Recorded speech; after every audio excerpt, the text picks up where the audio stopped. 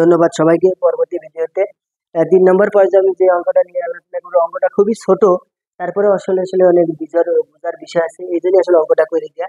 এখানে বলা হয়েছে যে একটি এয়ার ব্লাস সার্কিট ব্রেকারের ডিজাইনকৃত ইন্টারাপ্ট ট্রান্সফরমারের magnetizing current 11 ampere R M সব কারেন্ট তাৎক্ষণিক মান। এই যে সবসের যে ইনস্ট্যান্ট ভ্যালু তাৎক্ষণিক মান দেওয়া আছে কত, মানে শপিং কারেন্টের 7 অ্যাম্পিয়ার। যদি ইন্ডাকট্যান্স এবং ক্যাপাসিটার সি এর মান 35.2 হেনরি ও 0.0023 মাইক্রোফ্যারাড দেওয়া থাকে, তাহলে ব্রেকারের আর তে ভোল্টেজ কত?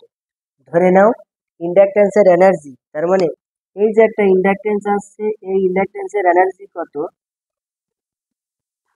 Half L I square.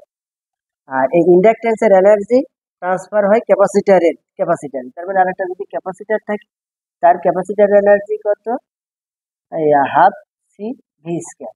তার মানে ক্যাপাসিটার ইন্টু ভোল্টেজ স্কয়ার, তার মানে এনার্জি ভোল্টেজ।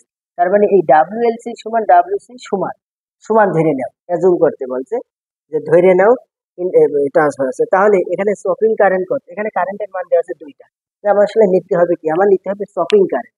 এই শপিং কারেন্ট একটা সার্কিট ব্রেকারের তাৎক্ষণিক মান, ইনস্ট্যান্টেনিয়াস ভ্যালু, তাৎক্ষণিক মান। তাৎক্ষণিক মানদের মান দেওয়া আছে কত? 7 অ্যাম্পিয়ার। আর ইন্ডাকট্যান্স দেওয়া আছে 35, ক্যাপাসিট্যান্স দেওয়া আছে। তাহলে যথারীতি আমি এই যে W L equal to W C যদি করি, ক্যাপাসিট্যান্স এনার্জি সমান ইন্ডাক্টর এনার্জি, তার মানে এটা হয় half L square half C V square. এখান থেকে ক্যালকুলেশন করে এটা কি কেটে যায়, তাহলে V is equal to L ভাগ C I square. Chopping current root over এই মানগুলো বসালি 866 কেভি। তাহলে বোঝা যাচ্ছে যে এরকম একটা মান যদি দেওয়া থাকে, তার হলে গিয়ে তোমার এই ম্যাগনেটাইজিং তোমার সার্কিট ব্রেকার আর যে ভোল্টেজ লেগে 866 কেভি হয়ে যাচ্ছে। তার মানে একটা মানে গেল একটা যে কোনো সার্কিট ব্রেকার যদি আমরা ডিজাইন করা হয়, তার মানে যে পিক ভ্যালু কত ভোল্টেজ হতে পারে, তার মানে 8,66,000 86,000 8,66,000 ভোল্টেজের হয়ে যাচ্ছে 866 কেভি, কত ভোল্টেজ হতে পারে। এগুলো আসলে ক্যালকুলেশন করা হয় আসলে ইয়ে করার জন্য, যেটা আসলে বোঝানোর জন্য। এই ছিল আসলে সার্কিট ব্রেকারের ক্লাস।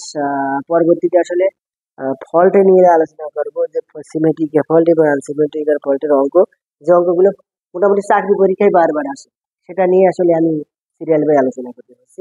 ধন্যবাদ সবাইকে।